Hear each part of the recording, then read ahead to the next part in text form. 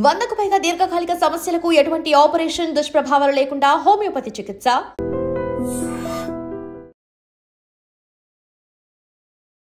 Welcome to iDream media. So జనరల్గా blood pressure, high BP ఇబ్బంది పెడుతూ ఉంటుంది. అయితే ఒక్కొక్కసారి ఒక్కొక్క టైంలో ఒక్కొక్కలాగా బీపీ లెవెల్స్ అనేవి కనిపిస్తూ ఉంటాయి. సో జనరల్గా బీపీ లెవెల్స్ అంటే ఎలా ఉండాలి, ఎంత ఉంటే అది నార్మల్ బీపీ అంటాము, ఎంత ఉంటే హై బ్లడ్ ప్రెషర్గా చెప్తారు. బీపీ టాబ్లెట్స్ వేసుకునే విషయంలో మనం తీసుకోవాల్సిన జాగ్రత్తలు ఏంటి, చేస్తున్న తప్పులు ఏంటి, వివరాలు తెలుసుకుందాం. మనతో పాటు ప్రముఖ internal medicine specialist doctor Rajesh Ukkala గారు ఉన్నారు. డాక్టర్ గారు నమస్తే అండి. నమస్తే. డాక్టర్ గారు, జనరల్‌గా ఒక్కసారి బీపీ వీళ్ళకి వచ్చింది అంటే, వాళ్ళు హై బ్లడ్ ప్రెషర్ పేషెంట్ అన్నప్పుడు ఎంత ఉంటే వాళ్ళని బీపీ పేషెంట్ అంటాము? సో, మీరడిగిన క్వెషన్‌లో ఫ్యూ క్లారిటీస్ కావాలి. ఎందుకంటే, బ్లడ్ ప్రెషర్‌ని సీరియస్‌గా తీసుకోవడం అనేది హ్మ్. నేను ప్రజల్లో చూస్తున్నాను. పేషెంట్స్‌లో గూడా అదేముందిలే అన్నట్టే చూస్తున్నాను. హ్మ్. అయితే అందరికీ అర్థం కావాల్సింది బ్లడ్ ప్రెషర్ నార్మల్ అంటే హ్మ్. లెస్ దెన్ 120, లెస్ దెన్ 80 హ్మ్. ఇది నార్మల్. 120 కన్నా తక్కువ ఉండాలి. 180 కన్నా తక్కువ ఉండాలి. హ్మ్. And range of blood pressure గురించి మాట్లాడుతున్నాం. హ్మ్. సో, ఆ 120-90 అనేది నార్మల్ రేంజ్. హ్మ్. అలాగే 80-60 అనేది హ్మ్. Normal range. ఈ మధ్యలో ఎంతున్నా గానీ ఇది నార్మల్ కిందే కన్సిడర్ చేస్తాం. హ్మ్. 90 అండ్ 60 బిలో ఉంటే హ్మ్. లో బ్లడ్ ప్రెషర్ కింద హ్మ్. కన్సిడర్ చేస్తాం. ఇది నార్మల్. ఓకే. తర్వాత బ్లడ్ ప్రెషర్ అనేది ఎవరినంటాము? హ్మ్. సో, బ్లడ్ ప్రెషర్‌లో ఉన్నదేంటంటే అది ఒక వేరియబుల్ కాంపోనెంట్. హ్మ్. అంటే మనం చేసే యాక్టివిటీ బట్టి బ్లడ్ ప్రెషర్ మారుతూ ఉంటది. సడెన్‌గా కోపగించుకున్నాను. హ్మ్. బ్లడ్ ప్రెషర్ పెరగాలి, పెరుగుతుంది కూడా. హ్మ్. అది నార్మల్. నిద్రపోయాము. కాస్త బ్లడ్ ప్రెషర్ తగ్గుద్ది. సో, రిలాక్స్ అయినప్పుడు తక్కువగా ఉండడం, అలాగే ఏదైనా యాక్టివిటీ చేసినప్పుడు పెరగడం అనేది సహజం. అది నార్మల్. హ్మ్. ఆ పెరగడం అనేది ఆల్వేస్ షుడ్ బి అరౌండ్ 140-90 మధ్యన ఉంటే హ్మ్. సో, కన్సిస్టెంట్‌గా మీకు బ్లడ్ ప్రెషర్ గాని 140 అండ్ 90 అబోవ్ హ్మ్.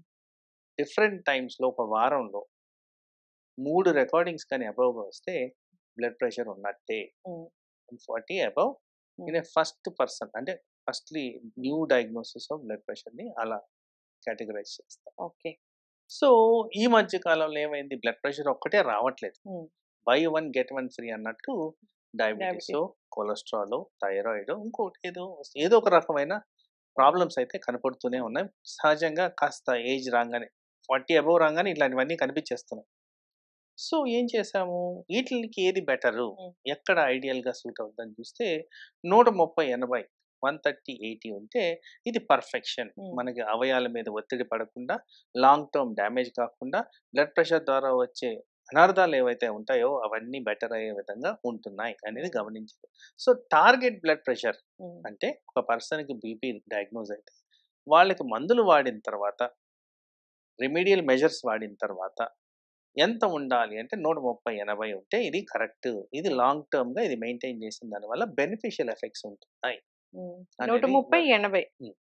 అంటే డయాస్టాలిక్ ప్రెషర్ అనేది అంతే ఉండాలా? 80 ఉండాలా? 85 అనుకుందాం ఆ! కొద్దిగా రిలాక్సేషన్ చేసినా గాని. బట్ ఇక్కడ ఏమవుతుందంటే నా ప్రాక్టీస్‌లో చూస్తే ఇంతేగా సార్ ఇప్పుడే నేను గొడవ పడొస్తున్నా ఆ! కింద.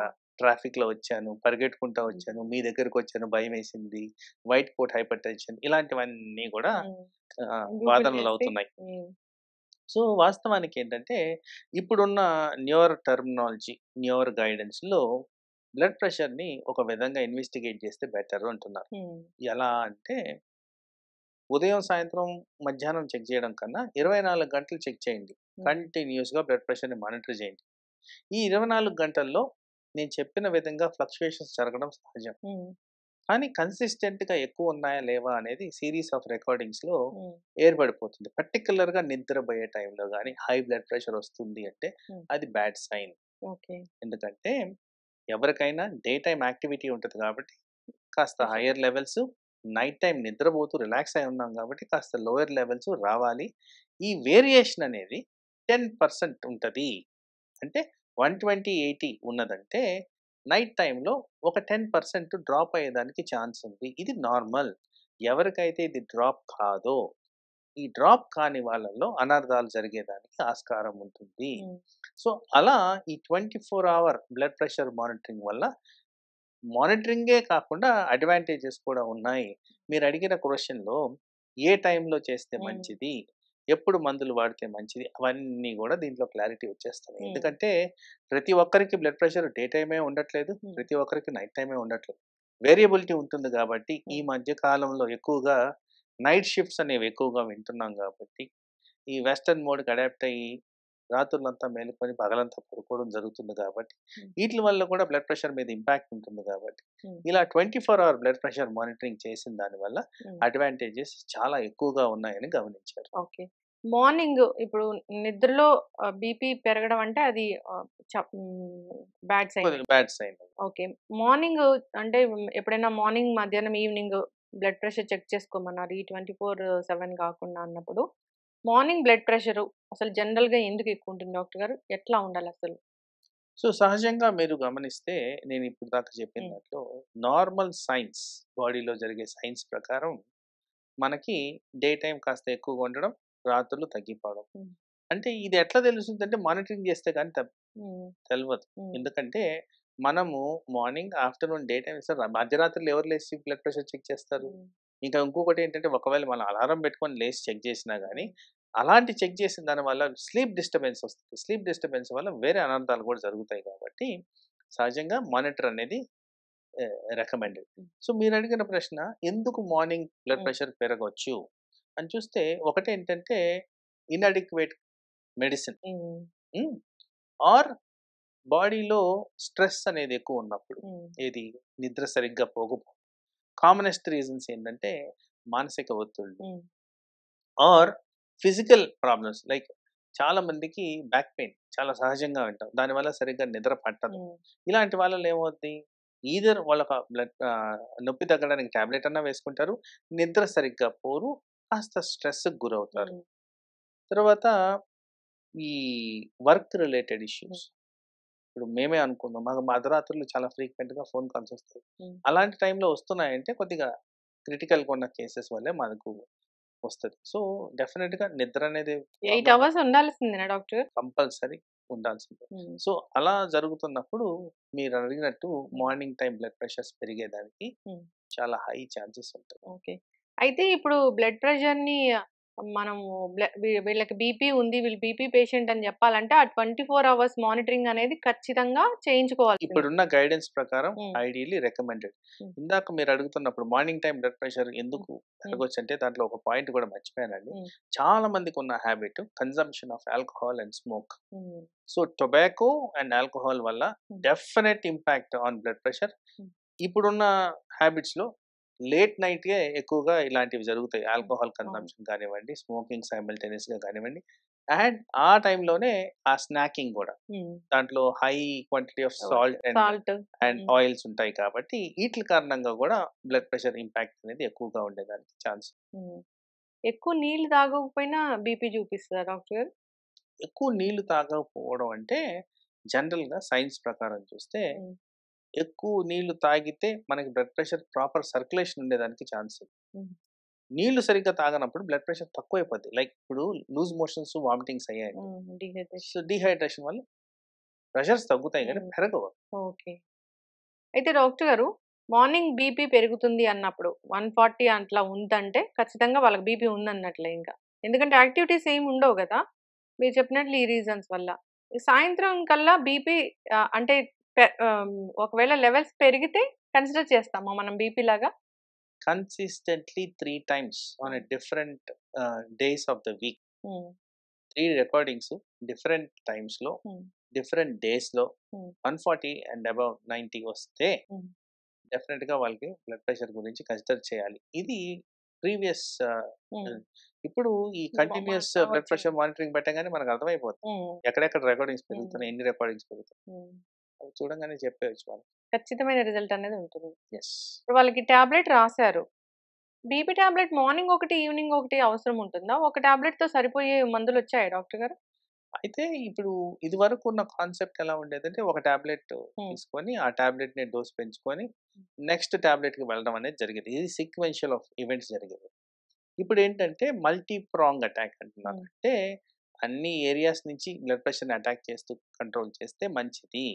సో దీంట్లో చాలా రకాల మెకానిజమ్స్ ఉన్నాయి, కానీ మీరు అడిగిన ప్రశ్నకి multiple doses tablets, multiple types of tablets combine చేసి ఇచ్చిన దాని వల్ల మనకి బెటర్మెంట్ ఉంటుంది.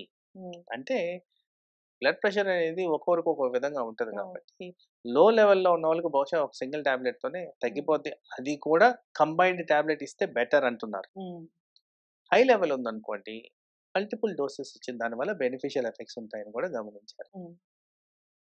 డాక్టర్ గారు, ఎప్పుడైనా బీపీ టాబ్లెట్లు మర్చిపోతే ఒకవేళ ఎన్ని రోజులు మర్చిపోతే కాస్త సేఫ్గా ఉండొచ్చు? బేసిక్లీ ఒక డోస్ కూడా మర్చిపోకూడదు. ఎందుకంటే ప్రతి క్షణం అది మీ బాడీలో అవయాల మీద తీవ్రత అనేది చూపిస్తూ ఉంటుంది. అండ్ మీకు కూడా తెలుస్తుంటుంది, అరే ఈ రోజు ఏంటి నాకు తేడాగా ఉంది, టాబ్లెట్ వేసుకున్నానా లేదా అనేది ఫస్ట్ డౌట్ రావాలి. కొన్ని సందర్భాల్లో ఏంటంటే ఇన్యాక్సెసిబిలిటీ, సపోజ్ మొన్న వరదలు వచ్చాయి, చాలా మంది టాబ్లెట్స్ దొరక్క ఊర్లో సఫర్ అయ్యారు. సో అలాంటప్పుడు మీరు ఎంత వీలైతే అంత త్వరగా ఆ టాబ్లెట్స్కి యాక్సెస్ తెచ్చుకోండి. అసలు వీలైన చోట ఎక్కువగా తెచ్చిపెట్టుకోవడం అనేది, ఎందుకంటే బ్లడ్ ప్రెషర్ సమస్య అనేది లైఫ్ లాంగ్ సమస్య. ఒక నెల ఒక వారం వాడితే సరిపోదు కాబట్టి స్టాక్ ఎక్కువగా పెట్టుకొని ఉంటే ఆల్వేస్ బెనిఫిషియల్. సో దాన్ని ఎన్నో రోజులు మిస్ అవ్వడం కాదు, ఒక రోజు మిస్ అయినా కానీ అది మేజర్ ఇష్యూ కింద మనం కన్సిడర్ చేయాలి. ఒకరిద్దరు చెప్తే విన్నాను నేను, బీపీ పెరిగింది, హెడేక్ వస్తుంది, టాబ్లెట్ వేసుకున్నారు, అయినా హెడేక్ వస్తే ఇంకొక టాబ్లెట్ వేసుకున్నారు, సో హాస్పిటలైజ్ అవ్వాల్సిన పరిస్థితి వచ్చింది అని. అంటే అట్లా డాక్టర్ చెప్పకుండా అట్లా డోసులు వాళ్ళకి వాళ్ళు మార్చుకోవచ్చు డాక్టర్ గారు? అసలు నాట్ రికమెండెడ్ అట్ ఆల్. అసలు అది కరెక్ట్ అప్రోచే కాదు. అక్కడ మనకు అర్థం కావాల్సింది ఏంటంటే, బీపీ పెరగడానికి మనకి బాడీలో స్ట్రెస్ అనేది రావాలి. హెడేక్ కూడా ఒక టైప్ ఆఫ్ స్ట్రెస్. దాని కారణంగా ఏమవుతుంది, బీపీ ఆటోమేటిక్గా పెరుగుతుంది. సో ప్రైమరీగా మనం అడగాల్సిన క్వశ్చన్ ఏంటంటే, బీపీ ఫస్ట్ పెరిగిందా, హెడేక్ వచ్చిందా, ఇది ఎక్కడి నుంచి వచ్చింది అనేది ఒరిజినేట్ చేస్తుంది. దాన్ని క్లుప్తంగా మనం అనాలిసిస్ చేస్తే అప్పుడు కరెక్టివ్ మెజర్స్ అనేవి మనకి ప్రాపర్గా ఉంటాయి. సో హెడేక్ అండ్ బీపీని మనం అండర్స్టాండ్ చేసుకునేటప్పుడు ఏది ముందర వచ్చింది, దేని కారణంగా వచ్చింది అనేది మనం అర్థం చేసుకోవాలి. ఇది ఒకటి. రెండో పాయింట్, ఇంపార్టెంట్ పాయింట్, ఇది ప్రజల్లో నేను ఎక్కువగా పేషెంట్స్లో గమనించింది, హెడేక్ వచ్చింది కదా అని చెప్పి ఈ నొప్పుల టాబ్లెట్లు వేసుకుంటాం. Most important side effect of pain killers ఏంటంటే బ్లడ్ ప్రెషర్ని పెంచడం. దాని కారణంగా కూడా మనకి ఎఫెక్ట్ అనేది జరుగుతుంది. కాబట్టి ఇది కాస్త జాగ్రత్తగా మనం చూసుకోవాల్సిన అవసరం అయితే ఉంది. బీపీ టాబ్లెట్స్ వేసుకున్నామని మర్చిపోయి ఇంకో డోస్ కూడా వేసుకోకూడదు. సో అసలు దాన్ని స్కిప్ చేయకూడదు.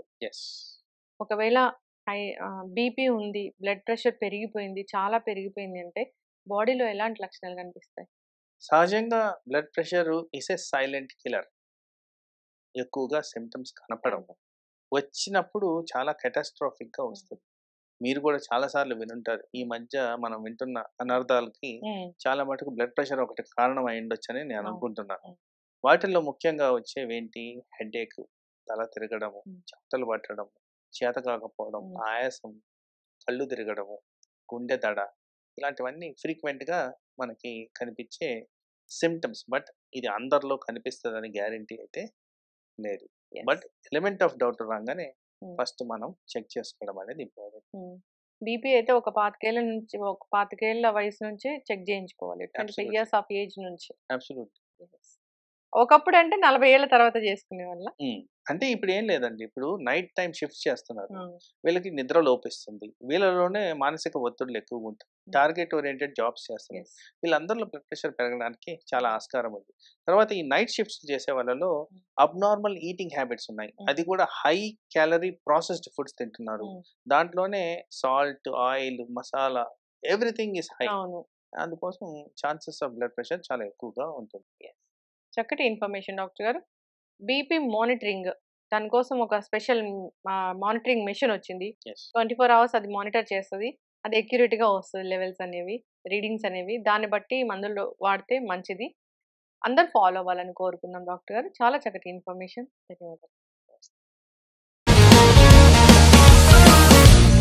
one life lesson what medicine has taught you. Whatever you can do without expecting.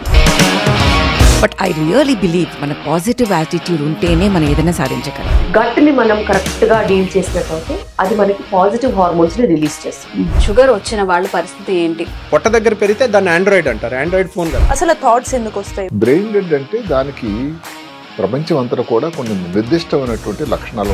మానసికంగా ధైర్యంగా ఉంటే క్యాన్సర్ జయించవచ్చు. You are a doctor for a cause, sir. అంతే. వాళ్ళకి వచ్చిన ఆదాయం కాకుండా ఫ్రీ సర్వీస్ ఎంతమందికో చేస్తారు.